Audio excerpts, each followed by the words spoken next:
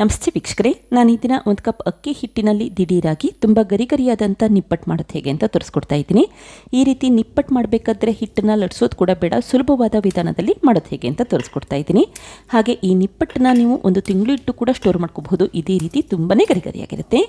ಹಾಗೆ ನಿಮಗೆ ಈ ವಿಡಿಯೋ ಇಷ್ಟ ಆದರೆ ಪ್ಲೀಸ್ ವಿಡಿಯೋನ ಲೈಕ್ ಮಾಡಿ ಮತ್ತು ಚಾನಲ್ಗೆ ಸಬ್ಸ್ಕ್ರೈಬ್ ಮಾಡಿ. ಈಗ ಅಕ್ಕಿ ಹಿಟ್ಟಿನಲ್ಲಿ ನಿಪ್ಪಟ್ಟು ಮಾಡೋದು ಹೇಗೆ ಅಂತ ನೋಡ್ಕೊಳ್ಳೋಣ ಬನ್ನಿ. ಮೊದಲು 1/4 ಕಪ್ಪಷ್ಟು ಕಡಲೆ ಬೀಜನ ಹುರಿದಿಟ್ಕೊಂಡಿದ್ದೀನಿ.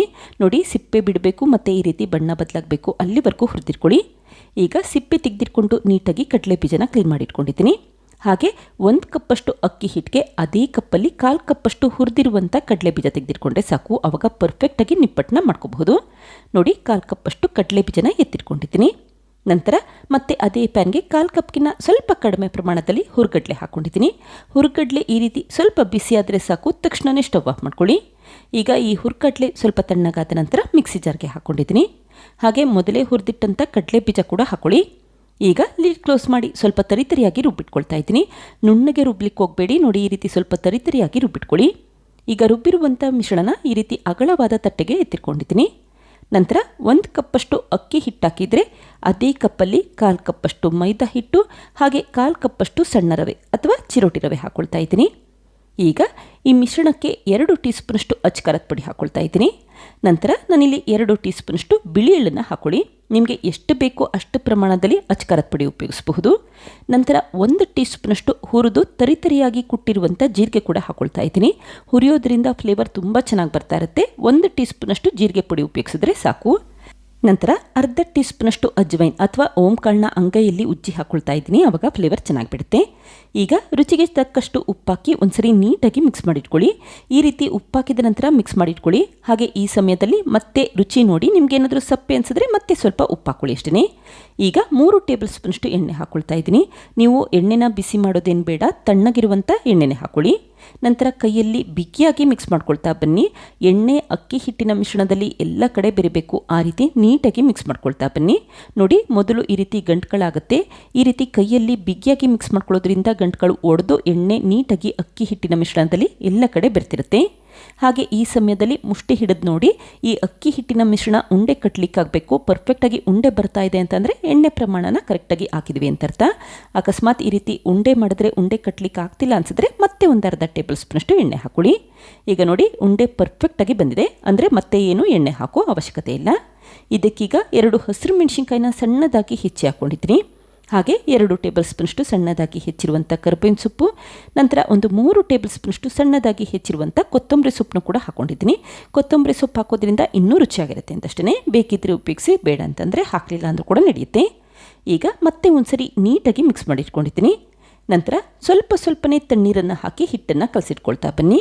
ಹಾಗೆ ನಿಮಗೆ ಖಾರ ಎಷ್ಟು ಬೇಕೋ ಅಷ್ಟು ಪ್ರಮಾಣದಲ್ಲಿ ಅಚ್ಚಕಾರದ ಪುಡಿ ಮತ್ತು ಹಸಿರು ಮೆಣಸಿನ್ಕಾಯಿ ಉಪಯೋಗಿಸ್ಕೊಳ್ಳಿ.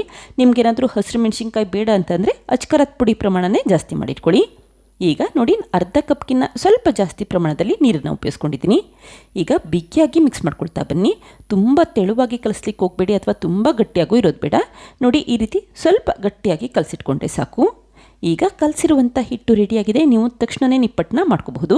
ಈ ರೀತಿ ಹಿಟ್ಟು ಮಾಡಲಿಕ್ಕೆ ಕೇವಲ 5 ನಿಮಿಷ ಸಾಕಾಗುತ್ತೆ. ನೋಡಿ, ಈ ರೀತಿ ನಿಂಬೆ ಹಣ್ಣಿನ ಗಾತ್ರದಷ್ಟು ಉಂಡೆಗಳನ್ನ ಮಾಡಿಟ್ಕೊಳ್ತಾ ಇದ್ದೀನಿ. ನಂತರ ನಾನಿಲ್ಲಿ ಒಂದು ಪ್ಲಾಸ್ಟಿಕ್ ಹಾಳೆನ ತೆಗೆದಿಟ್ಕೊಳ್ತಾ ಇದ್ದೀನಿ. ಪ್ಲಾಸ್ಟಿಕ್ ಹಾಳೆ ಉಪಯೋಗಿಸೋದ್ರಿಂದ ಸುಲಭವಾಗಿ ನಿಪ್ಪಟ್ಟನ್ನ ಮಾಡ್ಕೋಬಹುದು. ಈಗ 4 ಉಂಡೆಗಳನ್ನ ಮಾಡಿಟ್ಕೊಂಡಿದ್ದೀನಿ. ಹಾಗೆ ಉಳಿದಿರುವಂಥ ಹಿಟ್ಟಿಗೆ ಲಿಡ್ ಕ್ಲೋಸ್ ಮಾಡಿ ಹಾಗೆ ಎತ್ತಿಟ್ಕೊಳ್ಳಿ, ಆವಾಗ ಹಿಟ್ಟು ಒಣಗೋದಿಲ್ಲ. ನಂತರ ನೋಡಿ, ಅಂಗೈಯಲ್ಲಿ ಪ್ರೆಸ್ ಮಾಡ್ಕೊಳ್ತಾ ಇದ್ದೀನಿ. ನೀವು ಎಣ್ಣೆ ಏನು ಹಾಕೋದು ಬೇಡ, ಈ ರೀತಿ ಕೈಯಲ್ಲೇ ಪ್ರೆಸ್ ಮಾಡ್ಕೋಬಹುದು. ಸುಲಭವಾಗಿ ಈ ರೀತಿ ರೌಂಡ್ ಶೇಪಲ್ಲಿ ಮಾಡ್ಕೋಬಹುದು. ಹಿಟ್ಟನ್ನು ಲಟ್ಸೋದು ಬೇಡ. ನೋಡಿ, ಈ ರೀತಿ ಕೈಯಲ್ಲಿ ಒಂದು 3 ರಿಂದ 4 ಬಾರಿ ಪ್ರೆಸ್ ಮಾಡಿಟ್ಕೊಂಡ್ರೆ ಸಾಕು. ತುಂಬ ತೆಳುವಾಗಿರೋದು ಬೇಡ ಮತ್ತು ತುಂಬ ದಪ್ಪನಾಗೂ ಇರೋದು ಬೇಡ, ಮೀಡಿಯಮ್ ಸೈಜಲ್ಲಿ ಪ್ರೆಸ್ ಮಾಡಿಟ್ಕೊಳ್ಳಿ ಅಷ್ಟೇ. ನೋಡಿ, ಎಣ್ಣೆ ಏನು ಸ್ಪ್ರೆಡ್ ಮಾಡಿಲ್ಲ ಅಂದರೂ ಕೂಡ ಸುಲಭವಾಗಿ ಈ ರೀತಿ ಹಾಳೆಗಳನ್ನ ತೆಗೆದಿಟ್ಕೊಂಡಿದ್ದೀನಿ. ಇದೇ ಸಮಯದಲ್ಲಿ ಎಣ್ಣೆ ಕೂಡ ಬಿಸಿ ಮಾಡಲಿಕ್ಕೆ ಇಟ್ಟಿದ್ದೀನಿ. ಎಣ್ಣೆ ಬಿಸಿಯಾದ ನಂತರ ಒಂದೊಂದೇ ನಿಪ್ಪಟ್ಟುಗಳನ್ನ ಎಣ್ಣೆಗೆ ಹಾಕ್ಕೊಳ್ಳಿ. ಹಾಗೆ ಉರಿನ ಮೀಡಿಯಂ ಫ್ಲೇಮಲ್ಲಿ ಇಟ್ಕೊಂಡು 1 ನಿಮಿಷ ಬೇಯಲಿಕ್ಕೆ ಹಾಗೆ ಇಟ್ಬಿಡಿ. ಈ ರೀತಿ ನಿಪ್ಪಟ್ಟು ಸ್ವಲ್ಪ ಗಟ್ಟಿಯಾದ ನಂತರ ಅಷ್ಟೇ ನಿಧಾನಕ್ಕೆ ಇನ್ನೊಂದು ಸೈಡ್ ಟರ್ನ್ ಮಾಡ್ಕೊಳ್ಳಿ, ಇಲ್ಲ ಅಂತಂದರೆ ಒಡೆಯೋ ಚಾನ್ಸಸ್ ಇರುತ್ತೆ ಅಂತಷ್ಟೇ. ಈಗ ಮತ್ತೆ ಒಂದು ಅರ್ಧ ನಿಮಿಷ ಬೇಯಲಿಕ್ಕೆ ಇಟ್ಕೊಳ್ತಾ ಇದ್ದೀನಿ. ನೋಡಿ, ಈ ರೀತಿ ಸಣ್ಣ ಸಣ್ಣ ಗುಳ್ಳೆಗಳೆಲ್ಲ ಕಡಿಮೆ ಆಗಿ ನಿಪ್ಪಟ್ಟು ಬಣ್ಣ ಬದಲಾಗುತ್ತೆ, ಅಲ್ಲಿವರೆಗೂ ಎಣ್ಣೆಯಲ್ಲಿ ಫ್ರೈ ಮಾಡಿದರೆ ಸಾಕು. ಯಾವಾಗ ಈ ರೀತಿ ನಿಪ್ಪಟ್ಟಿನ ಬಣ್ಣ ಬದಲಾಗಿರುತ್ತೆ ಮತ್ತು ಗರಿಗರಿಯಾಗಿರುತ್ತೆ, ಆವಾಗ ಚೆನ್ನಾಗಿ ಫ್ರೈ ಆಗಿದೆ ಅಂತ ಅರ್ಥ. ತಕ್ಷಣವೇ ಹೊರಗಡೆ ಎತ್ತಿಟ್ಕೊಳ್ಳಿ. ನೋಡಿ ಎಷ್ಟು ಪರ್ಫೆಕ್ಟಾಗಿ ನಿಪ್ಪಟ್ಟು ಬಂದಿದೆ ಅಂತ ಗೊತ್ತಾಗ್ತಾ ಇದೆ. ತುಂಬ ಸುಲಭವಾಗಿ ಮಾಡಬಹುದು, ಹಾಗೆ ನಿಪ್ಪಟ್ಟಂತೂ ತುಂಬಾ ಗರಿಗರಿಯಾಗಿರುತ್ತೆ. ಇದೇ ರೀತಿ ಉಳಿದಿರುವಂಥ ಹಿಟ್ಟಿನಲ್ಲಿ ಕೂಡ ನಿಪ್ಪಟ್ಟುಗಳನ್ನ ಮಾಡಿಟ್ಕೊಂಡು ಈ ರೀತಿ ಎಣ್ಣೆಗೆ ಹಾಕಿ ಫ್ರೈ ಮಾಡ್ಕೊಳ್ತಾ ಇದ್ದೀನಿ. ನೀವೇನಾದರೂ ದೊಡ್ಡ ಸ್ಟವ್ ಇಟ್ಟಿದ್ರೆ ಉರಿನ ಮೀಡಿಯಂ ಫ್ಲೇಮ್ಗಿನ ಸ್ವಲ್ಪ ಕಡಿಮೆ ಇಟ್ಕೊಳ್ಳಿ. ಸಣ್ಣ ಸ್ಟವ್ ಆದರೆ ಉರಿನ ಮೀಡಿಯಂ ಫ್ಲೇಮಲ್ಲಿ ಇಟ್ಕೊಂಡು ಫ್ರೈ ಮಾಡಿಟ್ಕೊಳ್ಳಿ. ಆವಾಗ ನಿಪ್ಪಟ್ಟು ಮೆತ್ತಗಿರೋದಿಲ್ಲ, ತುಂಬಾ ಗರಿಗರಿಯಾಗಿರುತ್ತೆ ಅಂತಷ್ಟೇ. ಈಗ ಮಾಡಿಟ್ಟಂಥ ನಿಪ್ಪಟ್ಟನ್ನ ಒಂದು ಪ್ಲೇಟ್ಗೆ ಸರ್ವ್ ಮಾಡಿಟ್ಕೊಂಡಿದ್ದೀನಿ. ನೋಡಿ, ಒಂದು 30 ನಿಪ್ಪಟ್ಟುಗಳನ್ನ ರೆಡಿ ಮಾಡಿಟ್ಕೊಂಡಿದ್ದೀನಿ. ಹಾಗೆ ನೋಡಿ ಎಷ್ಟು ಪರ್ಫೆಕ್ಟಾಗಿ ಬಂದಿದೆ ಅಂತ ಗೊತ್ತಾಗ್ತಾ ಇದೆ. ಈ ನಿಪ್ಪಟ್ಟುಗಳನ್ನ ನೀವು ಯಾವುದಾದ್ರೂ ಸ್ಟೀಲ್ ಬಾಕ್ಸ್ ಅಥವಾ ಏರ್ಟೈಟ್ ಬಾಕ್ಸಲ್ಲಿ ಸ್ಟೋರ್ ಮಾಡಿಟ್ಟರೆ 1 ತಿಂಗಳು ಇಟ್ಟರೂ ಕೂಡ ಇದೇ ರೀತಿ ಗರಿಗರಿಯಾಗಿರುತ್ತೆ. ನೋಡಿದ್ರಲ್ಲ ಫ್ರೆಂಡ್ಸ್, ಎಷ್ಟು ಸುಲಭವಾಗಿ 1 ಕಪ್ ಅಕ್ಕಿ ಹಿಟ್ಟಿನಲ್ಲಿ ದಿಢೀರಾಗಿ ನಿಪ್ಪಟ್ಟು ಯಾವ ರೀತಿ ಮಾಡಿದೆ ಅಂತ ಗೊತ್ತಾಯ್ತಲ್ವಾ? ನೀವು ಕೂಡ ಟ್ರೈ ಮಾಡಿ ನೋಡಿ, ಖಂಡಿತ ಮತ್ತೆ ಮಾಡೋದಂತೂ ಗ್ಯಾರಂಟಿ. Thank you. ಲೈಕ್ ಮಾಡಿ ಮತ್ತು ಸಬ್ಸ್ಕ್ರೈಬ್ ಮಾಡಿ.